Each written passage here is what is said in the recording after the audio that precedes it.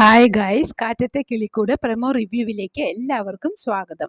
അങ്ങനെ 50,000 രൂപ കൊടുത്ത് കേസ് ഒതുക്കി തീർത്തിട്ടും പോലീസുകാരൻ സുധീഷിനെ വെറുതെ വിടുന്നില്ല. നീ ആരടാ, ഗുണ്ടയോ? മര്യാദയ്ക്ക് ഷർട്ടിന്റെ ബട്ടൺസ് ഒക്കെ ഇട്. എന്താടാ തുറച്ചു നോക്കുന്നത്? പേടിപ്പിക്കുകയാണോ? അവന്റെ നോട്ടം കണ്ടില്ലേ എന്ന് പറഞ്ഞ് സുധീഷിന്റെ മുഖത്ത് ഒന്ന് പൊട്ടിക്കുന്നുണ്ട് പോലീസ്. ഒപ്പിട്ട് പോരാൻ നേരം സുധീഷിന്റെ ലൈസൻസും വാങ്ങിവെക്കുന്നു. ഇനി ഒരു മാസം കഴിഞ്ഞ് നീ ഇവിടെ വന്ന് വാങ്ങിച്ചോളാൻ പറയുന്നുണ്ട്. പറഞ്ഞിട്ട് അവരെ പറഞ്ഞയച്ചു. വീട്ടിലെത്തിയിട്ടും സുധീഷിന്റെ ദേഷ്യം തീരുന്നില്ല.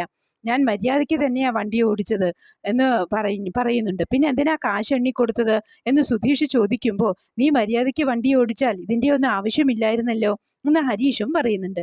വീണ്ടും ഒന്നും രണ്ടും പറഞ്ഞ് സുധീഷും നികേഷും അടിപിടിയായി.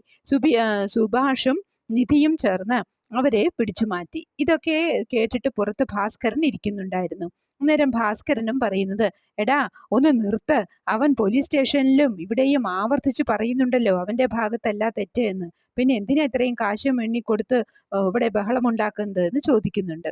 ഇതൊക്കെയാണ് ഇന്നത്തെ കിളിക്കൂട്ടിൽ നടന്ന സംഭവം. പ്രൊമോ ഇഷ്ടമായെങ്കിൽ ലൈക്ക് ചെയ്യാനും ഷെയർ ചെയ്യാനും സപ്പോർട്ട് ചെയ്യാനും സബ്സ്ക്രൈബ് ചെയ്യാനും മറക്കരുത്.